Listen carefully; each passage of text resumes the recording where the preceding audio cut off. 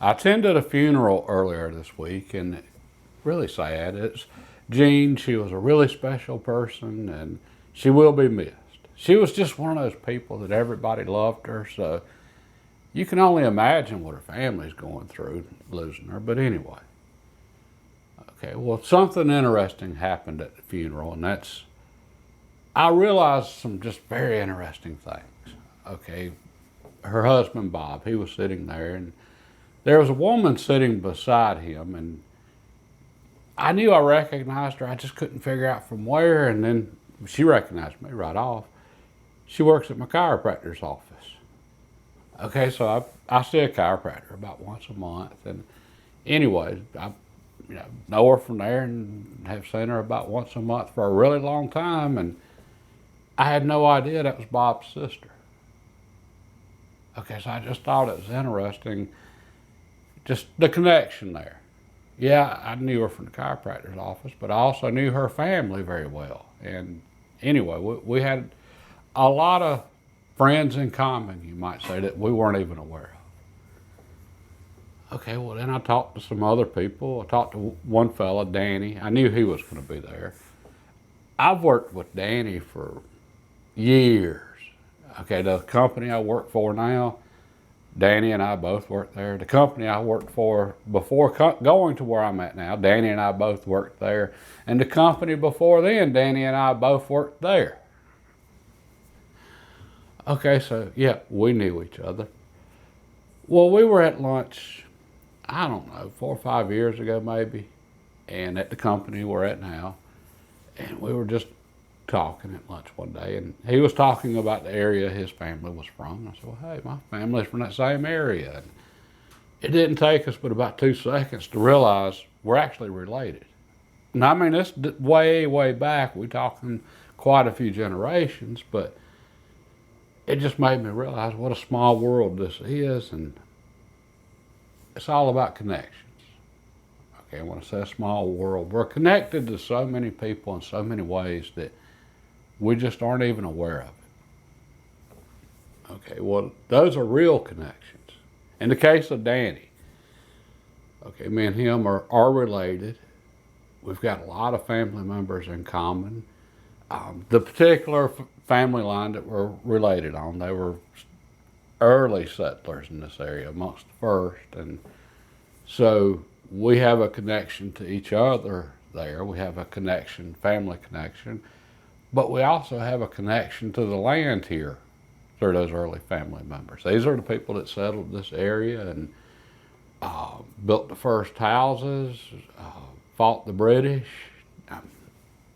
So yeah, there's all kinds of connections here. Deep roots. Okay, well, I realized that we've lost so many of those connections. Okay, it's a shame that funerals are one of the few places we get together now as a family. And, that's how we figure out little connections like that, like Bob's sister working at my chiropractor's office. We figure that stuff out in social settings. Okay, and the biggest social setting where we used to figure out stuff like that was church. But so few people are going to churches now.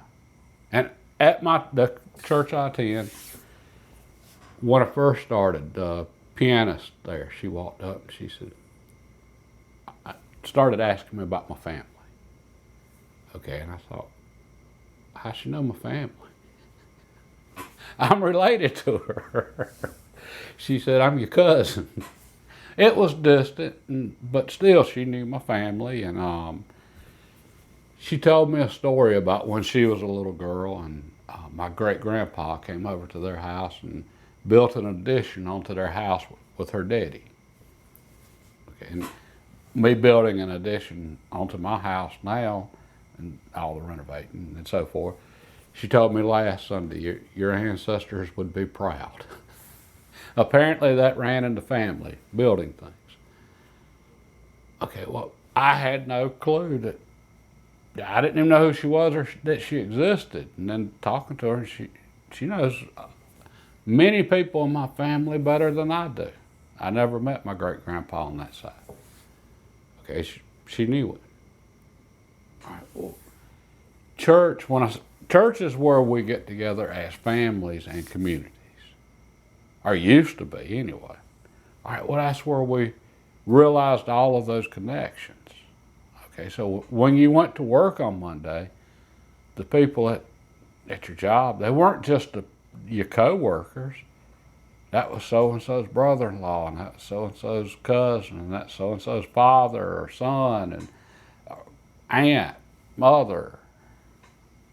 Okay, and we didn't just know people from work.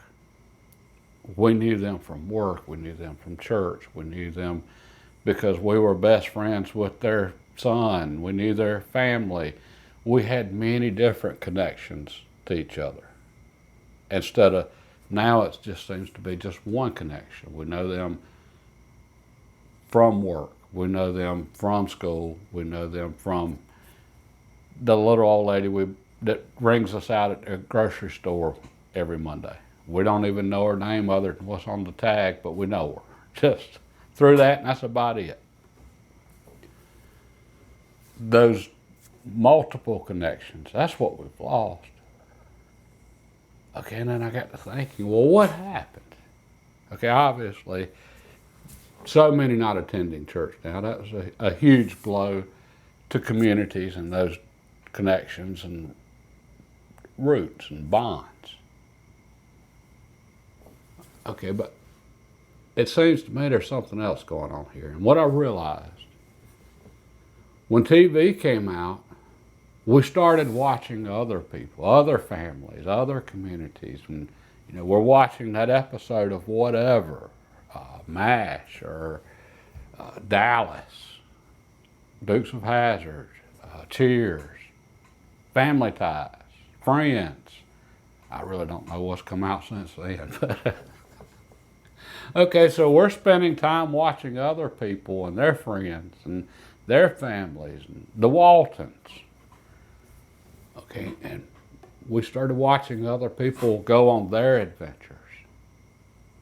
All right, well, we lost connection with our communities, with our families, with our friends. And we quit going on our own adventures. We're just sitting there watching other people go on theirs. Okay, and then you throw in social media. Okay, so many now, this is their community. All right, but it's not real. I mean, you can be part of an online community. I had forums, you used to do that, but forums are pretty much dead now, so are there really any online communities left where you get to have deep conversations with individuals? I mean, yeah, you can comment and stuff. And anyway, the two-way communication just isn't there. And I know this because I create YouTube content and I read all of the comments. Unfortunately, I don't respond to many just due to lack of time. But so it's very difficult to get that two-way communication. And as far as, seeing all these connections with all these other individuals, our actual real communities, that definitely isn't there with social media in general. I mean, you can maybe figure out so-and-so is related to somebody on Facebook, but it just isn't the same. Okay, well, how much of our world now with digital media, how much of it is completely fictional? I think a bunch. And I just began to realize how much lately for myself. I mean, I'm not casting stones at anybody else here. Okay, turn your TV off for a week and you will look at your home differently. That sounds weird. Okay, but that's something that when I became aware of this week of just how much we're surrounded by that's not real because of this, because of digital media, YouTube videos, TV, television shows, streaming series on Netflix or whatever.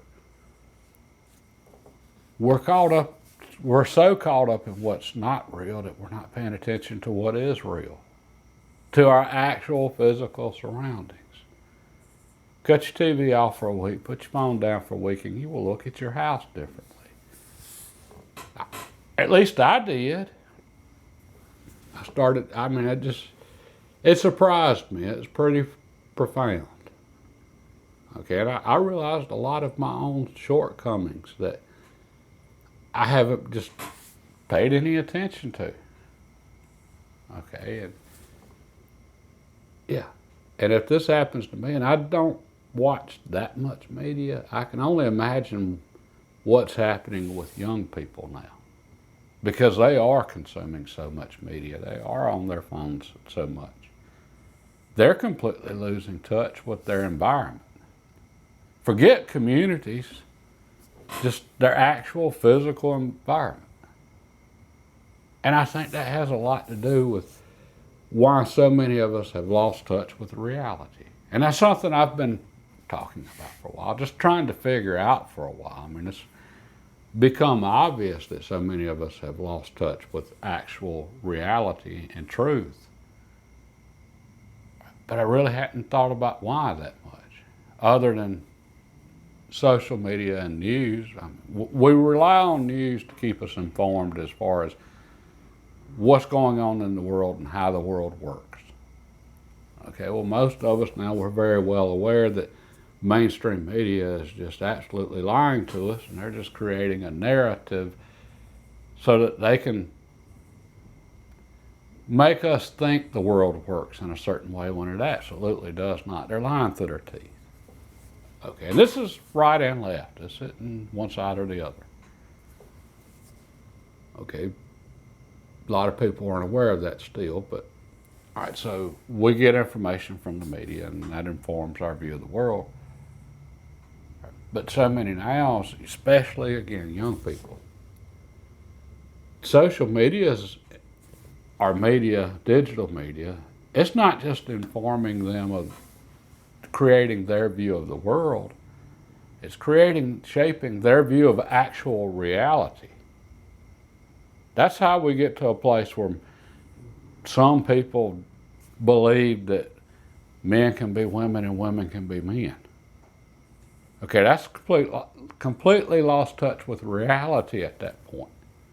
And it's not just there, it's so many places. It's just media, though, in general. And it didn't even take digital media.